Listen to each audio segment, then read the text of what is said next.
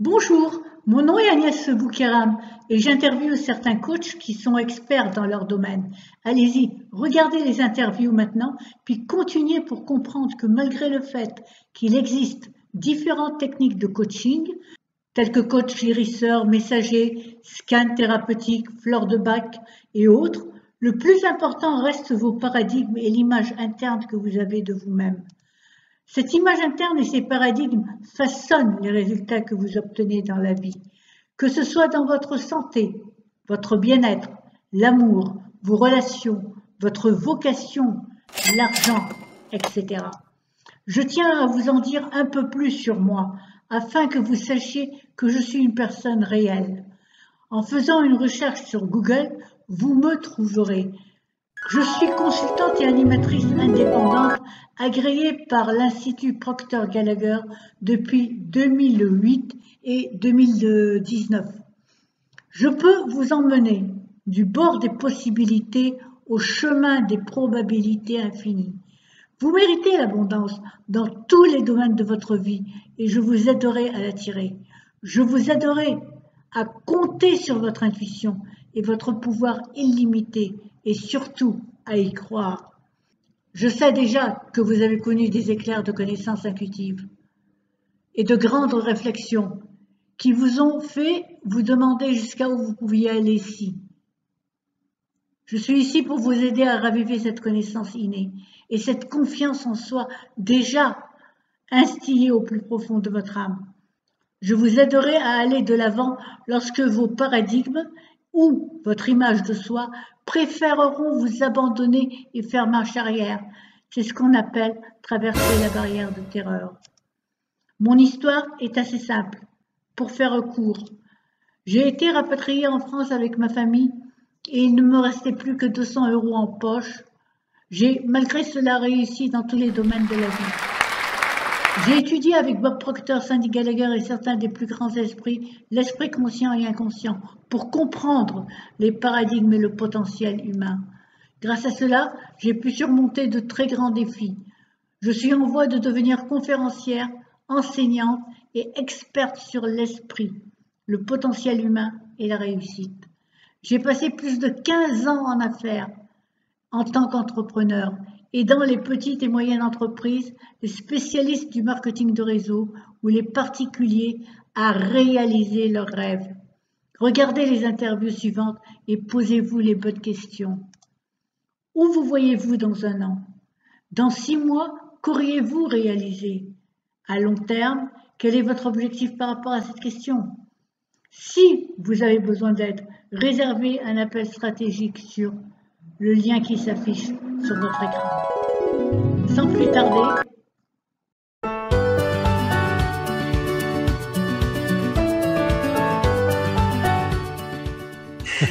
bonjour et bienvenue sur cette plateforme. Alors nous sommes avec James Hills.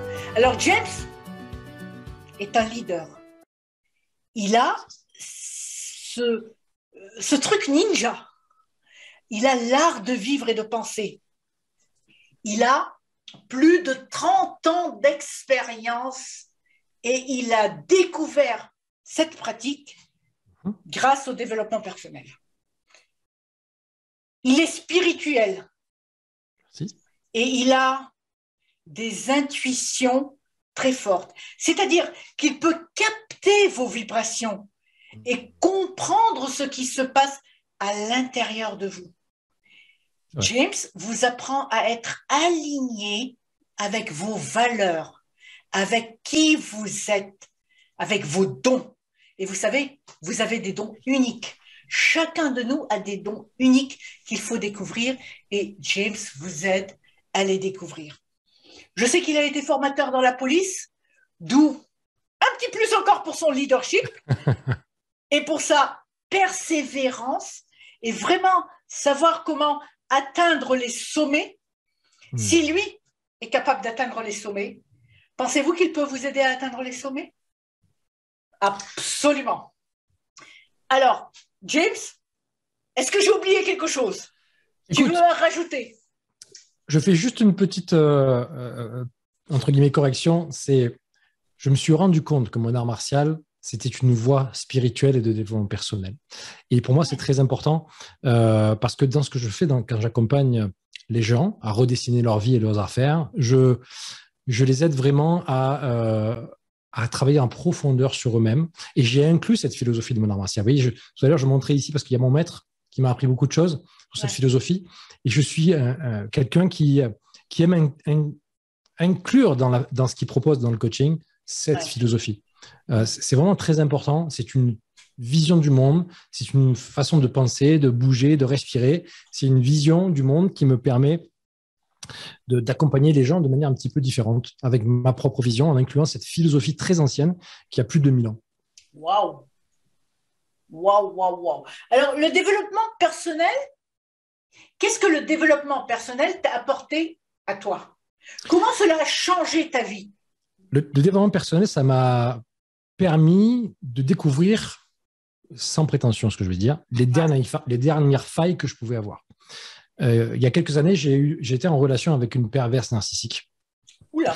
Et je me suis posé la question, de comment c'est possible qu'un mec comme moi, avec les plus hauts grades dans mon art martial, policier, formateur de policier, qui n'a pas de problème de confiance en soi, est capable de se faire avoir par une perverse narcissique. C'est-à-dire que je me suis retrouvé dans des situations très compliquées, à dormir dans la rue, à faire des trucs incroyables que même pas vous pouvez imaginer. Wow. Et donc, à partir de là, je suis allé chercher un petit peu les petites failles qu'il y pouvait y avoir chez moi. J'en ai découvert quelques-unes. J'en ai d'ailleurs tiré des concepts de coaching que j'ai appelés notamment les activateurs. Et puis, donc en fait, ça m'a permis de vraiment, entre guillemets, finaliser dans la profondeur, entre guillemets, qui je suis et pourquoi j'étais fait. Et du coup, j'ai quitté la police et je me suis lancé dans le coaching. Et donc, ça a vraiment été pour moi un aboutissement quelque part pour pouvoir enlever les dernières petites, entre guillemets, failles. On en a toujours, j'en ai encore, comme je suis un être humain, évidemment, mais d'aller vraiment enlever le plus gros qui restait de fond que je ne voyais pas et que je suis allé voir. On essaie toujours de progresser. Ouais, c'est ça. Et pour moi, je pense que c'est important d'aller voir dans la profondeur des choses parce que pour moi, le développement personnel, si tu me permets, je te donnerai un peu ma vision du développement personnel. Pour moi, c'est vraiment quelque chose de fondamental et qui est la base de tout. Sans ça, on va partir dans des directions qui ne sont probablement pas les bonnes pour nous, quoi. Personnellement, professionnellement, dans la relation de couple, dans tous les domaines. Et l'épanouissement personnel? Alors, justement, moi, je différencie ces deux choses, l'épanouissement personnel et le développement personnel. Ma définition, alors c'est plus une vision qui est la mienne. Pour moi, ce que je mets dans la catégorie épanouissement personnel, c'est tout ce qui concerne un peu le faire. C'est-à-dire qu'on va être dans je vais me lever à 5h30 du matin, je vais faire de la méditation, je vais écrire mon carnet de gratitude. En fait, être dans le faire, être dans quelque chose qui va nous faire du bien dans l'immédiat, dans l'instant. D'accord ? Faire de la méditation, des trucs comme ça. Pour moi, le développement personnel, c'est un petit peu différent. Pourtant, la plupart des gens pourraient mélanger les deux. Mais pour moi, c'est un peu différent. Pour moi, le développement personnel, c'est un travail en profondeur sur soi. Être capable d'aller chercher qu'est-ce qui est important pour nous vraiment. Quels sont nos schémas inconscients. Et c'est ça que je n'étais pas allé voir, mais justement. Qui je suis vraiment. Se souvenir de qui on est vraiment. Et pour moi, le développement personnel, c'est un travail en profondeur qui parfois peut être douloureux, qui parfois peut être difficile. Et c'est pour ça que c'est évidemment plus facile d'aller vers ce que j'appelle, moi, l'épanouissement personnel, parce que ça soulage, ça fait du bien, mais il manque un niveau de profondeur qui fait qu'on ne règle jamais les problèmes de fond. Et j'aime bien prendre un exemple pour différencier les deux. Pour moi, le développement personnel, je vais prendre l'épanouissement personnel, si je fais un parallèle, ça serait de dire, j'ai mal à la tête, je vais prendre un cachet, j'ai plus mal à la tête. Ça, pour moi, ça serait cette image-là. Le développement personnel, ça serait de dire, OK, j'ai mal à la tête. Pourquoi j'ai mal à la tête? Je vais aller voir peut-être un ostéopathe qui va remettre mes cervicales en place et je n'aurai plus mal à la tête. Donc, pour moi, c'est aller dans la profondeur des choses et trouver l'origine des choses, aller dans les schémas inconscients pour pouvoir se libérer, en fait, quelque part. D'accord? Parce que se soulager, ça fait du bien sur l'instant, mais les problèmes reviennent. Et donc, pour moi, le développement personnel, c'est vraiment un travail de transformation, un travail de fond et un travail qui n'est pas toujours facile à faire. J'en suis conscient, mais indispensable. Indispensable. Je vois que tu es coach en leadership et en mindset. Exactement. Tu veux nous en dire plus? C'est quoi le mindset?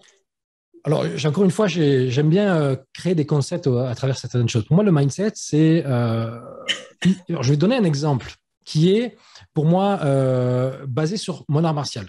Mon art martial, dans la progression de mon art martial, on est basé sur les 5 éléments, qui sont la terre, l'eau, le feu, l'air et le vide. Et si tu veux, c'est une élévation, c'est une progression. La terre, c'est vraiment la base, la construction, et le vide, c'est une sorte de libération. Et j'applique ce même principe au mindset pour t'expliquer ce que c'est que le mindset. Pour moi, il y a 5 niveaux comme ça qu'on doit traverser pour être vraiment dans un bon mindset. Et avant de te donner ces étapes, je vais te dire ce que c'est pas pour moi le mindset. Pour moi, le mindset, ce n'est pas quelque chose dans lequel on va forcer. On va dire, je vais rien lâcher, je vais y aller, je vais foncer. Ça, c'est un mindset court terme. C'est-à-dire qu'au bout d'un moment, l'énergie va baisser. Ouais. Parce qu'on est tellement dans la lutte qu'au bout d'un moment, on va s'épuiser. Ouais. Voilà qu'est-ce que je vois sur le mindset. Pour moi, c'est une progression. Et je vais te la décrire comme ça. Le premier niveau, quand on veut réaliser quelque chose, c'est de la clarté. Lorsqu'on a de la clarté, ça donne un premier niveau. Le deuxième niveau, pour moi, c'est la volonté. Qu'est-ce que je veux? D'accord? Le troisième niveau, c'est la motivation. Et lorsqu'on est dans la motivation, on est dans une énergie qui peut être fluctuante. D'accord? Ouais. Le quatrième niveau, dans cette progression-là, ça serait la détermination. Dans la détermination, on est dans la force, on va y aller, on ne va rien lâcher. D'accord. Mais encore une fois, on peut s'épuiser. Et je vais prendre le parallèle d'un avion qui décolle. Vous voyez, là, l'avion, il a décollé. Il arrive au niveau de la détermination. Et puis, il va passer au niveau des nuages. Et il y a des turbulences. Et à un moment donné, il va dépasser les nuages. Il va se retrouver avec le soleil au-dessus des nuages. Et tout va s'apaiser. Ouais. Et pour moi, le cinquième niveau, qui est pour moi la définition qui va représenter le bon mindset, selon moi, c'est le pouvoir, enfin, l'état d'esprit de la persévérance. Et cet état d'esprit de la persévérance, encore une fois, ce n'est pas quelque chose dans lequel on va forcer. Je le définis en 3 mots simples qui sont distant, calme et aligné. Distant, calme et aligné, ça veut dire je veux prendre la distance avec les choses et les situations. Je suis capable de gérer mes émotions parce que sinon, je vais rentrer dans quelque chose dans lequel j'aurai moins de conscience. Et être aligné, qu'est-ce que ça veut dire pour moi? Encore une fois, être aligné, ça veut dire faire grandir ses valeurs et baisser tous les mauvais schémas que l'on peut avoir, comme moi j'ai pu en avoir et qui m'ont amené à rentrer dans cette relation avec cette perverse narcissique. Donc pour moi, l'état d'esprit de la persévérance, c'est le mindset, le bon mindset, c'est être distant, calme et aligné, c'est-à-dire être dans un état de certitude. C'est vraiment un état d'esprit de la certitude dans lequel on est posé et quoi qu'il arrive, on ne va pas trembler, si je pourrais dire ça comme ça, mais ce n'est pas un truc dans lequel on force. Parce que lorsqu'on force, on perd son énergie, on perd l'équilibre et c'est pas bon. Donc c'est vraiment un truc de sérénité et de profondeur et de chute. Je suis présent et les murs peuvent s'effondrer, je reste et je bouge pas. Tu vois? Waouh, c'est très beau. Merci. Lorsqu'on fait du développement personnel, que fait-on? Sur quoi on doit travailler? Pour moi, on doit travailler sur principalement 3 axes. Le premier, c'est vraiment essayer de découvrir ce qui est important pour nous. Et donc, c'est le travail des valeurs. Le travail des valeurs fondamentales. Moi, je travaille dans la profondeur des valeurs. Vraiment, et je pourrais t'en dire plus après si tu le souhaites. Ça, c'est la première chose, travailler dans la profondeur des valeurs pour avoir la bonne vibration. Le deuxième point pour moi qui est important à travailler, c'est le travail sur tout ce qu'on pourrait appeler les verrous internes, les schémas inconscients, les habitudes inconscientes, dans lesquelles je mets ces notions d'activateurs dont je parle, et tous les schémas inconscients que l'on peut avoir. Et en particulier, il y en a un qui est encore plus important que les autres, c'est la relation avec les parents, que j'appelle le pacte familial. C'est cette chose qu'on a, cette relation un peu émotionnelle avec nos parents qui nous freine, quel que soit l'âge que l'on peut avoir. On peut avoir 20 ans, 30 ans, 40 ans, ou même si nos parents sont décédés, on peut avoir ce lien avec eux. Je ne parle pas de l'amour, je parle de notre lien émotionnel qui est de l'ordre de choses qui peuvent nous freiner. Et ça, c'est le deuxième gros point à travailler. Et le troisième, c'est de découvrir qui on est vraiment et de découvrir quel est notre être essentiel. Et vraiment d'être capable de se souvenir de qui on est vraiment. Parce que sans ça, on n'est jamais dans la bonne direction. Donc, c'est 3 gros blocs comme ça qui ne sont pas faciles à trouver. C'est un travail de fond et il faut aller le chercher. Et c'est ça pour moi la base, c'est comme ça que selon moi il faut aller travailler sur le développement personnel si on veut que ce soit à la fois efficace et que ça résonne aussi dans les autres domaines comme le business, la spiritualité et tout le reste, tu vois. Mais ça part pour moi de ces éléments, ces 3 éléments fondamentaux. Peut-on avoir une croissance holistique dans tous les domaines? Que doit-on faire Que doit-on faire? Je vais me répéter, mais on doit faire ce que je viens de dire, c'est-à-dire de travailler sur cette base. C'est-à-dire que pour moi, lorsqu'on a travaillé sur les valeurs, qu'est-ce qui est important pour moi, qu'on a supprimé tous les schémas inconscients, qu'on s'est libéré de tous les freins qu'on pouvait avoir et que là, on sait qui on est, tout à coup, on est centré, on est ancré, on est moins stressé. Et du coup, on est plus capable de se lancer dans un business, puisqu'on parle de ça aussi, on se lancer dans un business qui va être cohérent avec qui nous sommes et qui va être en cohérence avec nos valeurs et qui va être quelque part dans lequel on va ressentir du plaisir et dans lequel ça va être vraiment quelque chose qui a du sens pour nous. Et puis après, dans tous les autres domaines qu'on peut trouver dans ce qu'on appelle l'holisme, comme la spiritualité par exemple, eh bien, ça part aussi de ça. Parce que pour être un être spirituel, il faut d'abord regarder à l'intérieur de soi.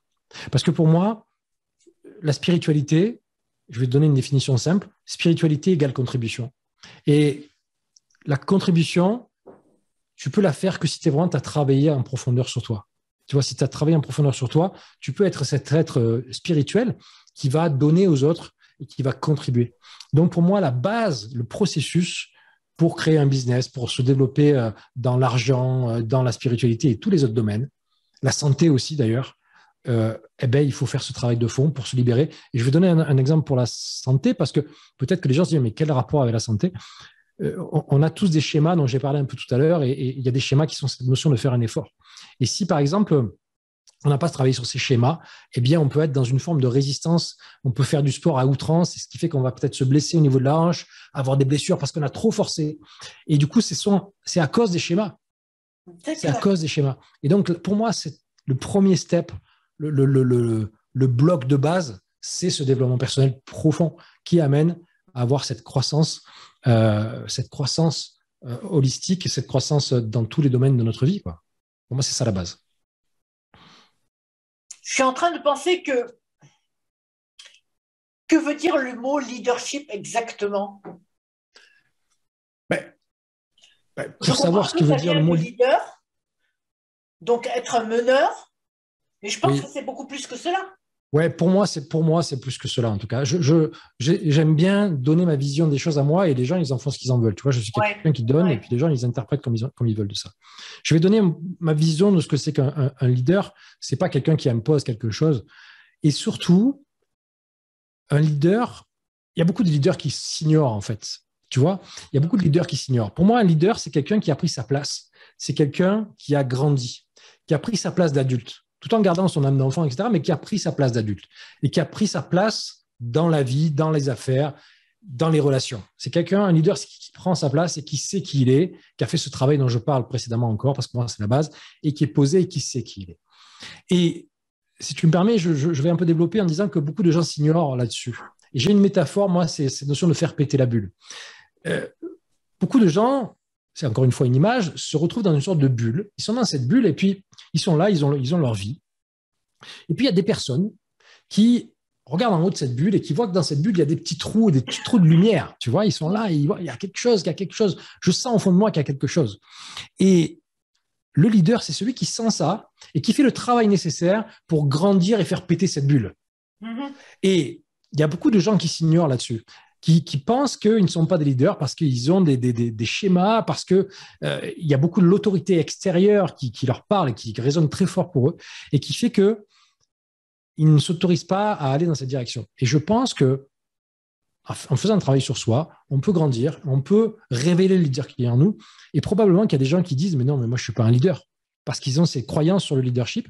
Pour moi, il y a beaucoup, beaucoup de gens, alors ce n'est pas tout le monde, mais il y a beaucoup de gens qui regardent en l'air et qui disent « ah, je sens qu'il y a quelque chose de plus grand, je sens qu'il y a quelque chose en moi qui a un potentiel, j'y arrive pas. » Et moi, c'est ce genre de gens que j'adore accompagner parce que je vois qu'il y a ce leader qui est là présent et j'aime leur arracher cette chose-là pour leur regarde, tu es un leader en fait. Et tu le croyais pas. Et je suis sûr qu'il y a des gens qui sont là et disent non, mais moi, je suis pas un leader. Eh bien, peut-être que si. Si tu sens qu'au fond de toi, je me permets de tutoyer les gens, si tu sens qu'au fond de toi, tu as ce truc, je sens qu'il y a un autre truc en moi, c'est que tu es un leader et que tu as envie d'y aller. Absolument. Et ce qui les empêche d'y aller, c'est ce qui se passe entre leurs deux oreilles. Exactement. Dans leur tête, dans leurs émotions et dans tous les schémas qu'on a évoqués, évidemment. C'est toutes ces croyances limitantes, tous ces schémas qui viennent nous freiner et nous empêcher, en fait, hein, évidemment. D'accord. Alors, je sais que tu nous as préparé un beau cadeau. Oui. Je vais partager mon écran. Avec plaisir. On va y aller. Développement personnel et professionnel. Exact. Voulez-vous découvrir vos valeurs? Alors, je sais que par valeur, on entend nos valeurs propres, mais aussi on entend notre raison d'être, nos dons uniques. Pourquoi on est sur cette planète? Nous sommes là pour faire quoi? Écoutez, je vais laisser James en parler un peu plus, mais je voudrais vous dire quelque chose. Ce n'est pas parce que c'est un e-book, vous allez le télécharger et vous allez le laisser sur votre PC. Non. Travaillez avec cet e-book de façon scientifique. Accordez-vous une. Vous avez entendu, James, combien de fois il a répété que les valeurs étaient essentielles si vous voulez bâtir, si vous voulez aller dans la bonne direction. Prenez un jour, prenez une journée, faites-le en famille, travaillez-le en famille. Pourquoi pas? Sûr. Oui, tout à fait, c'est une très bonne idée ça. James, je te laisse en parler. Qu'est-ce qu'ils vont découvrir dans ce livre? Oui, je vais parler aussi des valeurs et qu'est-ce qu'ils vont découvrir. Pour moi, déjà, des valeurs, à quoi ça sert? Ça sert à nous donner une direction, à nous aider dans nos choix, à nous donner une forme d'énergie. Et c'est une forme de motivation intrinsèque. Quand on est au clair avec ces valeurs, on est motivé. Mais pour moi, il y a deux niveaux de valeurs. Il y a des niveaux de valeurs que j'ai appelé conceptuels et un niveau de valeurs vibratoires. Les valeurs conceptuelles, c'est des valeurs qui restent un petit peu au niveau de l'intellect. Et je me suis rendu compte, moi, à travers le travail que j'ai fait dans le développement personnel, que le travail des valeurs, généralement, dans ce qu'on avait appris en coaching et de ce que je voyais autour de moi, n'était pas assez approfondi, n'était pas en relation avec la physiologie. Et venant des arts martiaux, j'ai inclus cette notion de physiologie dans le travail des valeurs. Et donc, en fait, dans ma méthode, on va travailler dans la profondeur des valeurs. Et moi, j'ai appelé ça les valeurs vibratoires. Et c'est un travail que je fais en séminaire, lorsque je fais un séminaire, ou lorsque je fais des coachings de groupe ou individuels. Et donc, il y a ces deux niveaux. Et là, ce que je vous propose déjà pour commencer, parce que c'est déjà important de commencer par ce premier niveau, c'est de travailler vos valeurs conceptuelles, mais qui sont quand même importantes. Et de la façon dont je vous amène à le faire, eh bien, ça va déjà vous amener sur une direction qui est la vôtre. Et donc, dans cet e-book, je vous explique ce que c'est et surtout, je vous explique comment faire. Je vous explique notamment comment aller chercher vos valeurs, comment les clarifier, comment les mettre dans un axe précis, mais aussi de faire la différence entre les valeurs et les besoins. Je prends un exemple. J'ai eu une cliente qui était venue avec une valeur qui était la liberté. Et elle n'arrivait pas à lancer son programme en ligne sur ce qu'elle faisait. C'était des vidéos. Et on a retravaillé ces valeurs, on a allé en profondeur sur ces valeurs, et on s'est rendu compte que cette valeur, c'était plus un besoin en réalité pour elle. La liberté est un besoin et non pas une valeur. Et on a clarifié sa véritable valeur fondamentale. Et en fait, qu'est-ce qu'elle a fait? Du coup, en cohérence avec cette valeur, au lieu de faire des vidéos enregistrées, eh bien, elle s'est lancée dans des coachings de groupe en direct. Et là, elle n'a pas eu de problème pour le faire. Vous voyez comme quoi, le fait de clarifier vos valeurs, ça peut vous aider dans les choix que vous allez faire, dans la priorisation de ce que vous allez faire, et dans votre business et pour tout et dans votre motivation. Donc, en fait, dans cet e-book, je vous apprends à avoir ce premier niveau de valeur qui est déjà très important et qui vous donne une première direction pour avancer vers ce qui est important pour vous, votre motivation, votre direction. Ça va vous aider à faire des choix, à vous faire moins de choses qui sont moins utiles dans votre vie. Si vous connaissez vos valeurs, vous n'allez pas perdre de temps à faire des choses pour les autres. Vous n'allez pas faire de temps à perdre de temps à faire des choses qui ne sont pas en cohérence avec vos valeurs. Parce que il y a une chose que je crois, c'est que nous devons vivre une vie et oser vivre une vie en cohérence avec nos valeurs. C'est fondamental. Et pourquoi dans l'entreprise, il y a beaucoup de problématiques? C'est parce que les valeurs des gens ne sont pas nourries dans l'entreprise. C'est pour ça qu'elle est burn-out, en fait. Et quand notre vie ne correspond pas à nos valeurs, on est malheureux. Quand notre vie ne correspond pas à nos valeurs, on n'est pas motivé. Quand notre vie ne correspond pas à nos valeurs, on traîne la patte, si je me permets l'expression. Et à l'inverse, lorsqu'on vit en cohérence avec nos valeurs fondamentales, on n'est pas fatigué, on ne manque pas de motivation, on ne manque pas de clarté. Donc, c'est une des choses les plus importantes. Et j'ai identifié, moi, à travers l'expérience que j'ai dans le coaching, qu'il y avait deux choses indispensables. C'est la clarification des valeurs vibratoires et le travail sur ce que j'appelle le pacte familial, la relation avec les parents. Donc, dans cet e-book, vous allez commencer à clarifier vos valeurs sur un premier niveau et c'est déjà une bonne chose et différencier aussi vos valeurs et vos besoins, parce que s'il y a cette confusion qui se fait, vous allez partir sur la mauvaise direction. Imaginez-vous la cliente que j'ai eue, si elle avait continué dans cette direction, elle aurait continué à procrastiner et ne pas avancer dans son programme et elle n'en serait pas où elle en est aujourd'hui. Vous voyez, sur un petit détail comme ça, entre guillemets, qui n'est pas un petit détail, qui est un détail fondamental, en fait. Vous avez vu comment James accompagne les gens, comment il est à l'écoute. Alors, ce que je vous propose, téléchargez l'e-book. Travaillez sur le premier niveau. Appelez James et dites-lui, je veux aller encore plus loin. Vous allez trouver le lien juste au-dessous de cette vidéo. Excusez-moi, inscrivez-vous. Et, entre guillemets, emmerdez James. Dites-lui, je veux réussir. Oui. Dites-lui, aide-moi. Tu l'as fait, tu peux me montrer comment. Exactement. Et si tu me permets, je vais avoir juste une seule exigence. Ouais. Je vais m'adresser à ceux qui ont ce leadership, ceux qui sont déjà des leaders, mais aussi ceux qui doutent de ce leadership et qui sentent qu'il y a ce potentiel en eux. Et c'est eux que je prends le plus de plaisir à aller accompagner, à aller chercher, parce que j'ai envie de leur montrer, regarde ce leader que tu es, et viens ensemble, on y va, et tu prends la place qui est la tienne. Tu vois, c'est ça qui me pousse, quoi. Voilà. Vous avez compris ce qui motive James. Exact. Alors, allez-y. James, je te remercie. Avec grand plaisir. C'était fabuleux, c'était merveilleux, c'était génial. Écoute. On se retrouvera durant le lancement du sommet. Exact. Et à très bientôt. Merci.